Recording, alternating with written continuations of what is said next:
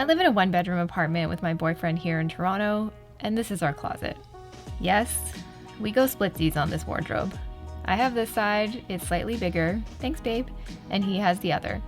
And if you think this is tight, I also used to have almost 300 pieces of clothing stuffed in here, so I think I know a thing or two about how to maximize a small space.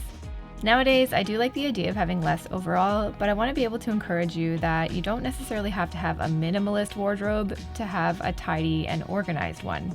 So in today's video, I want to share with you 10 of my favorite tips to keep an organized and clutter-free closet, no matter what the size. The idea here is that you're still able to see everything that you do have, you know where everything is, and when you open up your wardrobe or your drawers, you're excited and inspired by what you see, not overwhelmed. So let's get into it. I'm also approaching this video from the perspective that you don't necessarily need to buy a whole lot of things to be able to have an organized wardrobe. A lot of this stuff you can improvise with what you have at home, and if you do want to go out and buy something, usually they're pretty accessible and at an affordable price point. There's definitely no need to run to the Container Store right away and spend a whole bunch of money, so keep that in mind too. And this video is sponsored by ExpressVPN, but I'll talk about them more a little later on. Tip number 1 is not a requirement at all, but I do think it is a nice way to make everything you're hanging in your wardrobe look nice, neat, and uniform. And that's to have everything on the same style of hanger. For me in particular, I really like these velvet hangers. They sit really nicely together, so even if your wardrobe is more full, it will still look nice and neat, and you can end up fitting a lot more in there than, let's say, with like a chunkier wooden or plastic hanger. The other thing I really like about these is that the clothing doesn't slip off of the velvet. So I used to have all of my clothes hanging on all different kinds and colors of plastic hangers. I would use the old wire dry cleaning hangers, and it just looked really messy and chaotic every time I opened up my wardrobe. I think I spent maybe a total of $25 or $30 on a couple of packs of the velvet hangers. And even though it's something that may seem so insignificant, I think it does make a strong impact in terms of the visual. But I think having either the same or a similar hanger can look really nice and tidy in a wardrobe.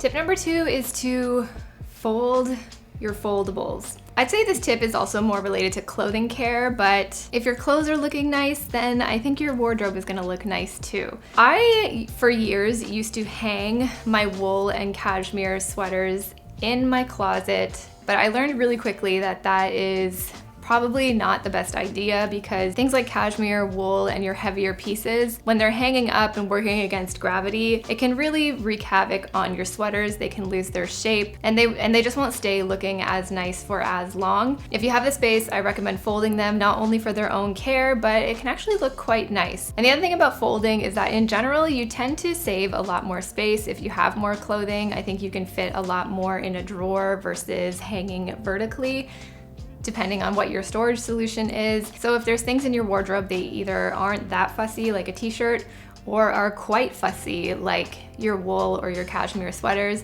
then consider taking them off the hanger and folding them either in your dresser or whatever other storage solution you have in your wardrobe.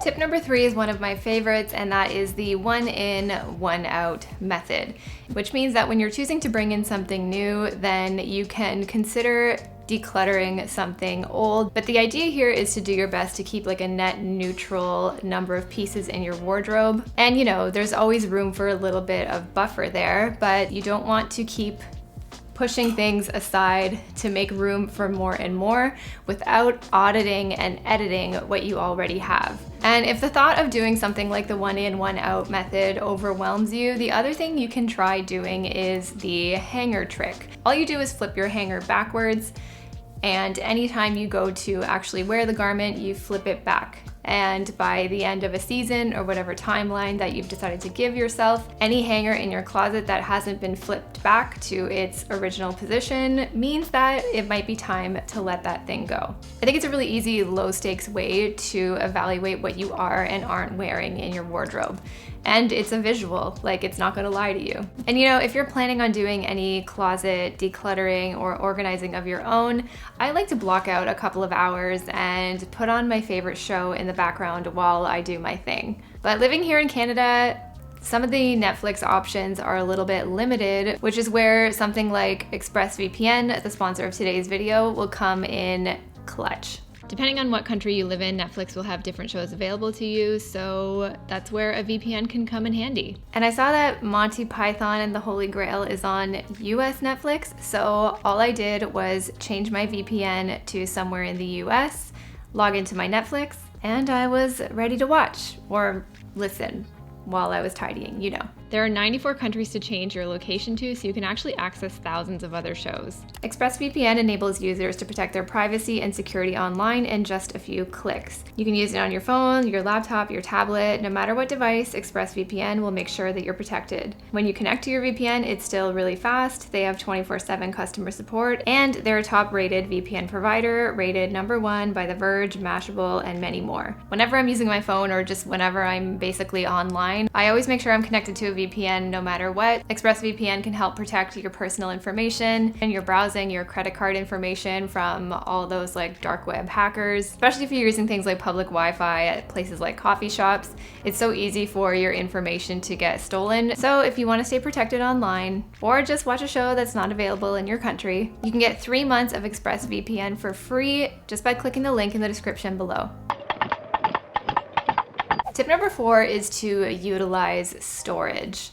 I know I'm triggering all of the minimalists on YouTube by saying this, but if there is something that you don't want to be using or that you're just not sure about decluttering at this moment, you don't necessarily need to be reminded of how you're not wearing it when you open up your closet every single morning. And if you have a piece or two like that in your wardrobe, then store it away. You can store that item in another closet so that it is out and separate from your active wardrobe, or you can utilize things like underbed storage or even kind of having like a junk drawer when it comes to your clothing. I used to have my entire wardrobe all seasons, all year in this closet jam-packed. And not only did it really stress me out and feel very overwhelming, it just looked really messy and packed and cluttered.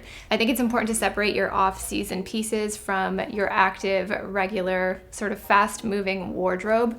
And that way it can keep things looking streamlined, neat, tidy, and clutter-free. Tip number 5 is to organize by type and by color. You can choose to do this any way you want. I've seen people organize things from light to dark. They organize things by the rainbow. For me, I've sort of mixed it together where I organize it by both weight and by color. So I have my heavier, darker blazers on this side, then it transitions into my lighter blazers, but they're still heavy.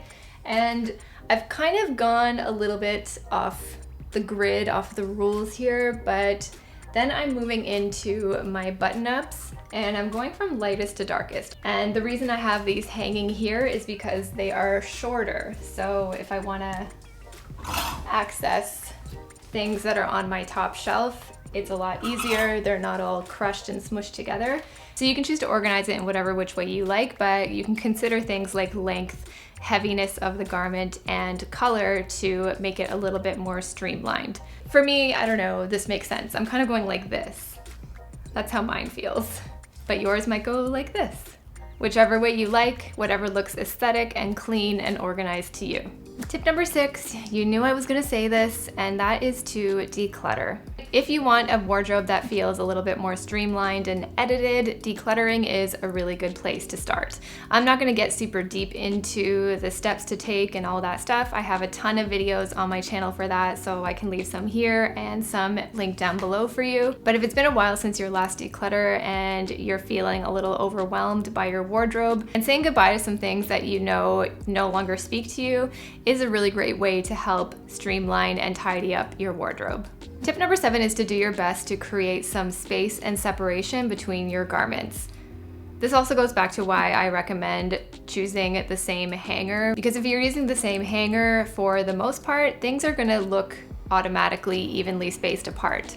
Some other ways that I like to create separation in my wardrobe is by stacking my trousers based on color, organizing my sweaters lightest to darkest. I like to separate my clothing into zones. So I have a row for t-shirts, I have a row for tank tops, I even have a row for my leggings and my athletic gear.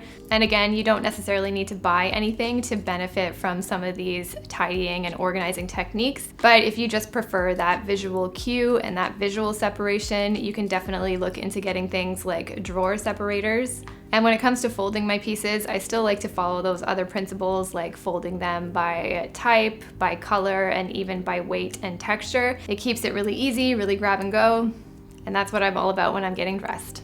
Tip number 8 is to slow down your impulse buying by using wish lists. If you tend to struggle with impulse buying like I do, one of my favorite ways to slow down and create some separation from the wanting and the actual buying of the item is by writing it down on a wish list. What the wish list does is that it can give you some time to just slow down and think about if you actually want that thing, or if it was just a, ooh, I want that in the moment. Maybe it is truly something that you want to add and that will be really exciting and joyful for you to add in your wardrobe. And if that's the case, have at it. But a lot of the times those impulse buys just turned into a ton of clutter for me. Then I had to figure out how to make room for it, where to put it, if I was gonna hang it, if I was gonna fold it. So next time you feel like you really want something, try putting it on the wish list and allowing yourself to at least sleep on it.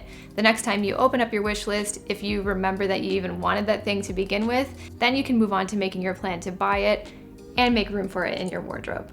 Tip number 9 is finding a way to thoughtfully store your accessories. So for me, for example, I like to keep all of my jewelry here in this little jewelry box, and it just sits on top of my little shelf here. Everything is there and it's a quick grab and go. So I like having a place for everything in my wardrobe, including my accessories if I can fit them there. I also started storing all of my sunglasses in their case on top of my shelf in my wardrobe. It's not like my favorite solution, but they look stacked nicely together. I know where everything is, and it just looks clean and tidy for me.